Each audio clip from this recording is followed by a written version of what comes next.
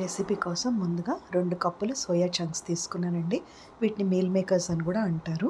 అయితే వీటిని మనము ఒక 5 నిమిషాల పాటు నీళ్ళలో నానబెట్టుకోవాలి.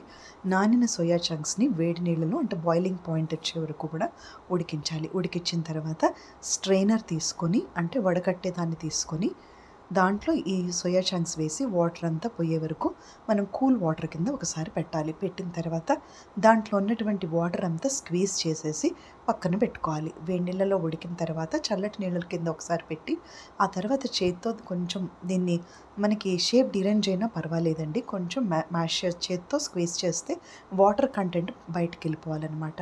వాటిని పక్కన పెట్టుకోవాలి. ఆ తర్వాత దీనికోసం నేను శనగపిండి తీసుకున్నాను. 1 కప్పు శనగపిండికి ఒక పావు కప్పు కార్న్‌ఫ్లోర్ వేసుకోవాలండి. కొంచెం మనకు కనుక 1 కప్పు వద్దు అనుకుంటే అరకప్పు శనగపిండికి 2 spoons cornflour, 2 spoon rice flour వేసుకుంటే కొంచెం మనకి క్రంచీగా వస్తుంది.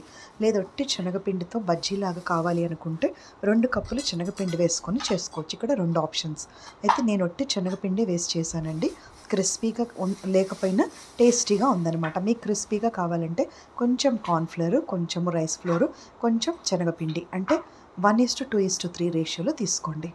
1 కప్పు శనగపిండికి అరకప్పు బియ్యపిండికి పావు కప్పు కార్న్‌ఫ్లోర్ అది క్రిస్పీగా వస్తుంది. ఒకవేళ మనకు బజ్జీలాగా కావాలంటే 2 కప్పుల సోయా చంక్స్‌కి 2 కప్పుల శనగపిండి వేసుకోవాలి. అలా మనం డివైడ్ చేసుకొని 2 రకాలుగా కూడా చేసుకోవచ్చు. ఎందుకంటే కిడ్స్ జనరల్‌గా క్రంచీగా ఇష్టపడతారు. దీన్ని పక్కన పెట్టుకున్న తర్వాత నేనిప్పుడు ఆ సోయా చంక్స్ ఏవైతే ఉన్నాయో అవి మనం దీంట్లో వేసే ముందు ఒకవేళ బ్యాటర్లో మనము పావు చెంచా ఉప్పుకి ఒక అర చెంచా కారం పడుతుందండి. పెద్దవాళ్ళకైతే 1 చెంచా కారం కూడా వేసుకోవచ్చు.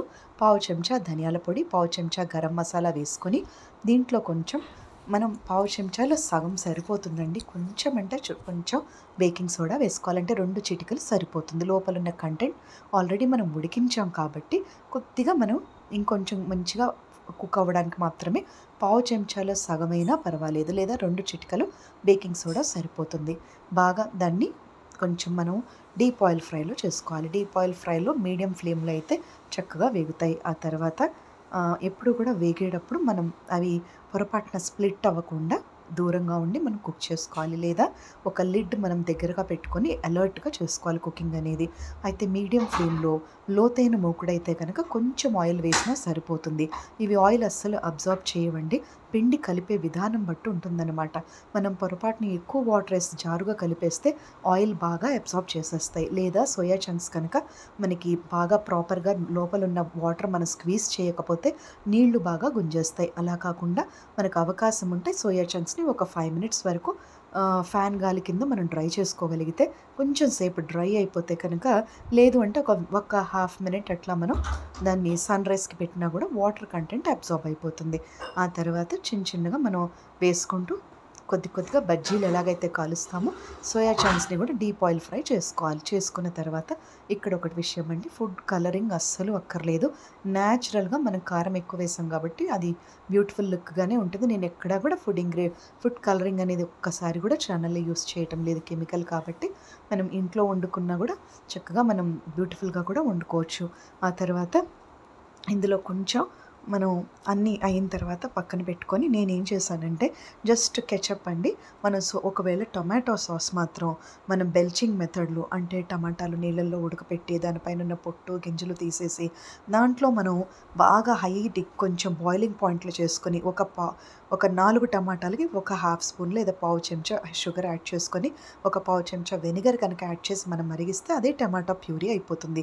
ఇంట్లో హోమ్ మేడ్. అలా కాదు అనుకుంటే టమాటా కెచప్ వాడచ్చు. నేనైతే ఇక్కడ హానెస్ట్గా టమాటా కెచపే వేసానండి. టమాటా కెచప్ వేసి దాంతోపాటు ఇప్పుడు మనం ఏదైతే ఉడికించుకున్నామో సోయా చంక్స్ వాటికి ఒక అరకప్పు టమాటా సాస్ పట్టింది. చిన్న కప్ అనమాట. తర్వాత దాంట్లో సగం రెడ్ చిల్లీ సాస్ ఒక 2 స్పూన్స్, గ్రీన్ చిల్లీ సాస్ ఒక 2 స్పూన్స్, సోయా సాస్ ఒక స్పూన్ వేసి పైనుంచి కలిపేశాను. నేను మంచూరియా లాగా ఒక ప్యాన్లో వేసుకొని ఆ రకంగా నేను చేయలేదు మంచూరియా స్టైల్లో. జస్ట్ దీనికే అన్ని సాస్లు యాడ్ చేసేసాను. అయినా కూడా చాలా బాగుందండి. దీని మీద కొంచెం బ్లాక్ పెప్పర్ జల్లుకొని సర్వ్ చేసే ముందు మాత్రమే నిమ్మకాయ పిండుకోవాలి. లేదంటే కంటెంట్ మెత్తపడిపోతుంది. అలా కాకుండా మనం నిమ్మకాయ రసం కనుక కొంచెం యాడ్ చేసుకుంటే చాలా టేస్టీగా ఉంటుంది. దీనికి కాంబినేషన్‌గా కొంచెం కాఫీయో, టీయో లేదంటే ఇది సమ్మర్ కాబట్టి పిల్లలకైతే కొంచెం మనం ఏదైనా పుడ్డింగ్ కానీ, లేదంటే ఐస్ క్రీమ్ కానీ, ఏదైనా మిల్క్ షేక్‌తో కానీ ఇది ఇవ్వచ్చు. ఆ తర్వాత రా ఆనియన్‌తో పాటు దీంట్లో కొంచెం లెమన్ మనం సర్వ్ చేస్తే బావుంటుంది. మీకు ఓపిక ఉంటే కొంచెం ఒక 2, 3 గ్రీన్ చిల్లీస్ కూడా మనం ఒకసారి వేపుకొని సమోసాస్‌కి ఎలాగైతే వాళ్ళు గ్రీన్ చిల్లీస్ ఇస్తారో ఉప్పులో వేపిన పచ్చిమిర్చిని అలా కూడా మనం సర్వ్ చేసుకోవచ్చు. ఎందుకంటే కొన్ని ఫుడ్స్‌కి కాంబినేషన్స్ అనేవి చాలా ఇంపార్టెంట్ అనమాట.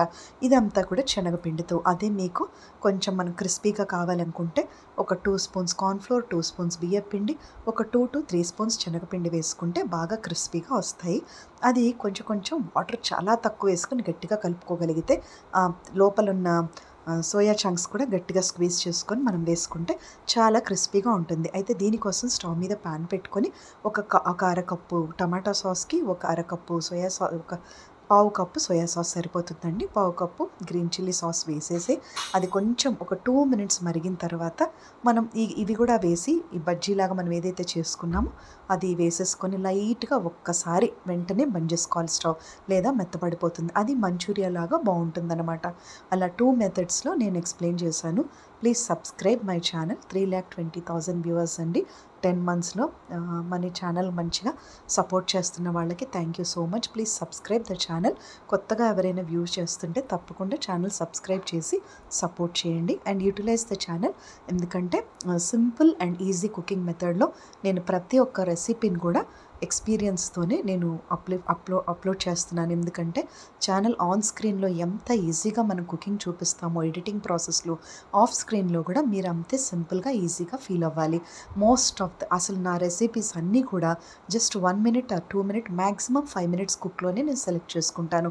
చాలా రేర్గా కొంచెం టైం ఎక్స్టెండ్ అయినా ఎక్కడ కూడా మన మీద ఎఫర్ట్ అనేది పడకుండా simple and easy cooking method main కాన్సెప్ట్గా పెట్టుకోవడమే మన ఛానల్ యొక్క మెయిన్ పర్పస్ అనమాట. యూటిలైజ్ చేసుకోవచ్చు మీరు ఈ ఛానల్ని. ఒక్కసారి ఇది సమ్మర్ కాబట్టి డీహైడ్రేషన్ అవ్వకుండా వాటర్ మిలన్ కానీ మంచిగా వాటర్ రిటెన్షన్ చేసే ఫ్రూట్స్